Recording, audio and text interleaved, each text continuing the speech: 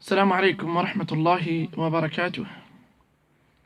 بسم الله الرحمن الرحيم والصلاة والسلام على أشرف المرسلين سيدنا محمد وعلى آله وصحبه أجمعين. أما بعد, mes chers frères et sœurs.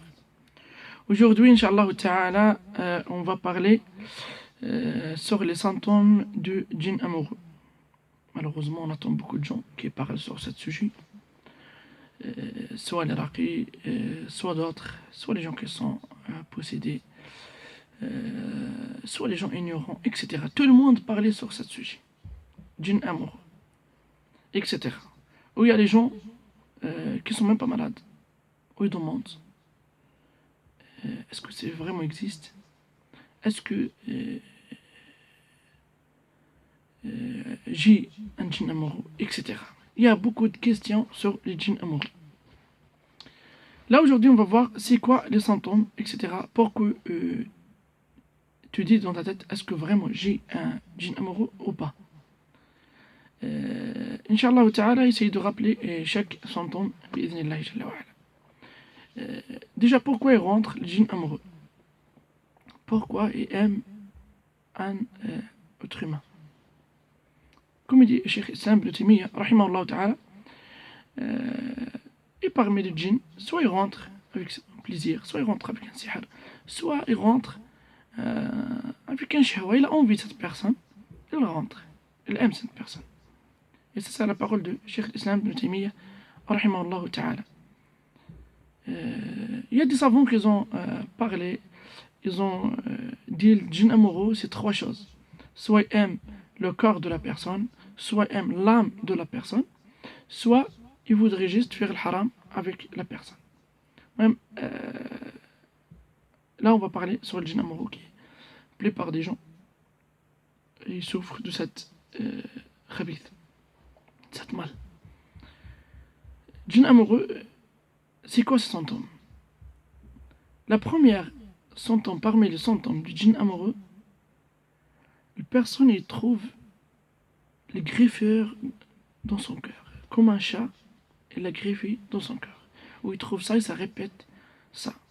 Alors tu le trouves, il dort tout seul, et la personne qui l'a touché, etc. Et avec ça, le matin, il trouve comme les griffeurs. Ça, c'est parmi les symptômes du djinn amoureux. Aussi, parmi les symptômes, il trouve des bleus. Il n'a pas une maladie médicale, rien du tout, mais tous les jours, il trouve des bleus. Tous les 3 jours, tous les 4 jours, il trouve des bleus dans son cœur. Et ça aussi, c'est parmi les symptômes du djinn amoureux. Et parmi aussi les symptômes de djinn amoureux, trouve une personne qui est là, djinn amoureux, des fois, ils sont bonne odeur de la maison. Une odeur comme un parfum, etc. Alors, il n'avait même pas ce parfum, ou il n'y a même pas un parfum, peut-être, dans cette chambre. Et avec ça, des fois, il trouve les bonnes odeurs. Il y a aussi le contraire. Il y a des gens qui ont le djinn amoureux, ils voient, et ça, surtout les gens qui sont en couple, son mari, ils trouvent toujours les mauvaises odeurs, soit dans la maison, soit la femme, ils sont en mauvaise odeur de son mari, soit le mari envers sa femme, et même sa femme, il fait le parfum, etc. et tout, et ils sont en mauvaise odeur dans la maison. Et ça, c'est parmi les symptômes du djinn amoureux. Aussi parmi les symptômes du djinn amoureux chez les hommes, ils trouvent toujours dans la partie intime comme il y a quelqu'un qui le serre. Comme quelqu'un qui le serre. Il vient un jour, 2 jours, après part, et tous les 2 jours, 3 jours, 4 jours, ils ont cette sensation. Et aussi parmi les symptômes djinn amoureux chez les femmes, tu trouves la femme, elle n'a pas une maladie médicale, et avec ça, elle est toujours mal dans les ovaires, soit la droite, soit la gauche. Ou parmi aussi les symptômes de djinn amoureux chez les hommes, ils trouvent toujours les cheveux des femmes dans son corps. Et peut-être des fois ça répète souvent.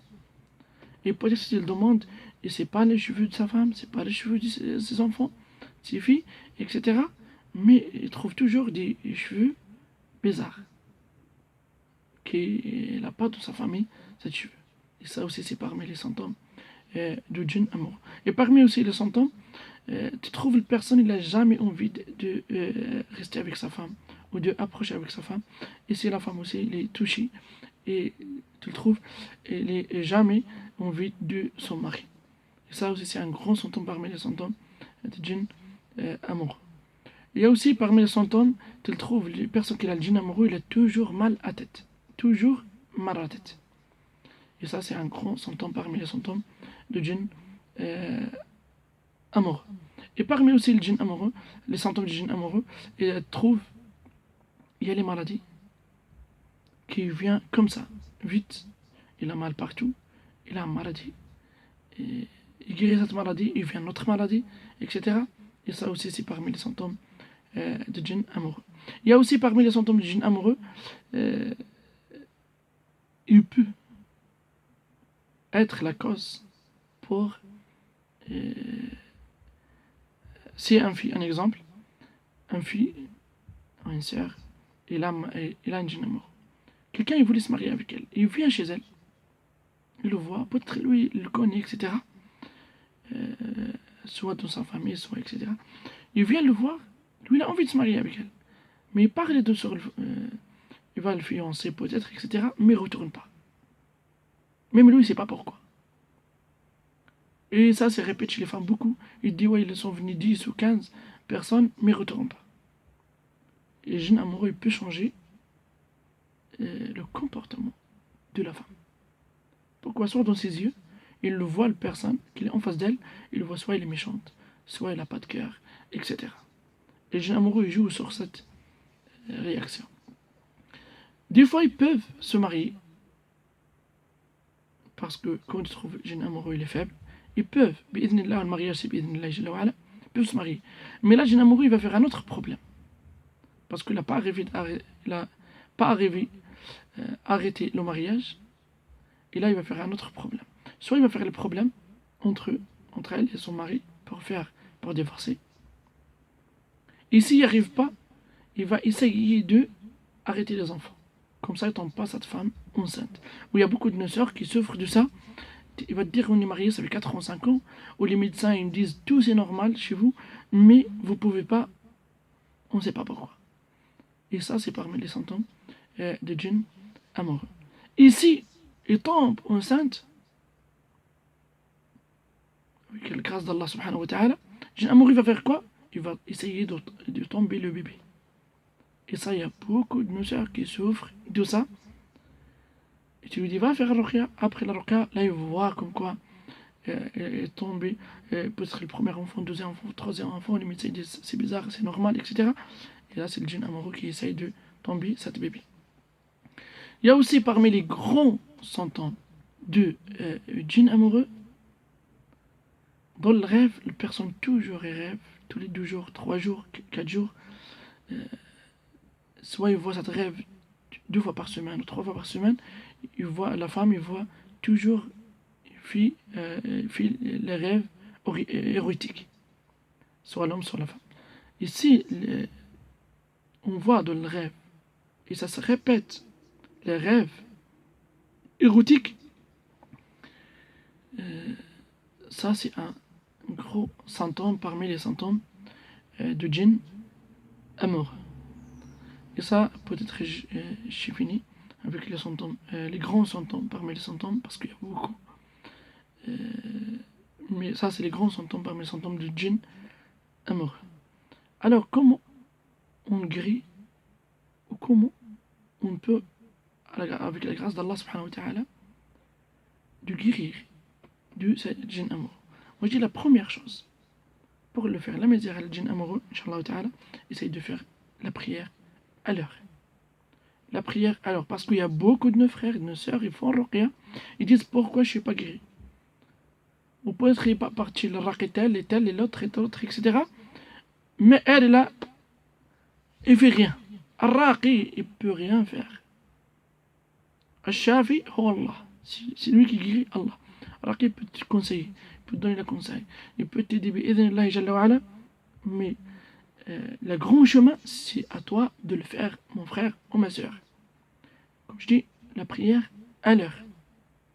Al-Adhkar, al-Muhafada al-Adhkar. Toujours al-Adhkar. Subhanallah, alhamdulillah, astaghfirullah, la ilaha illallah, Allahu akbar.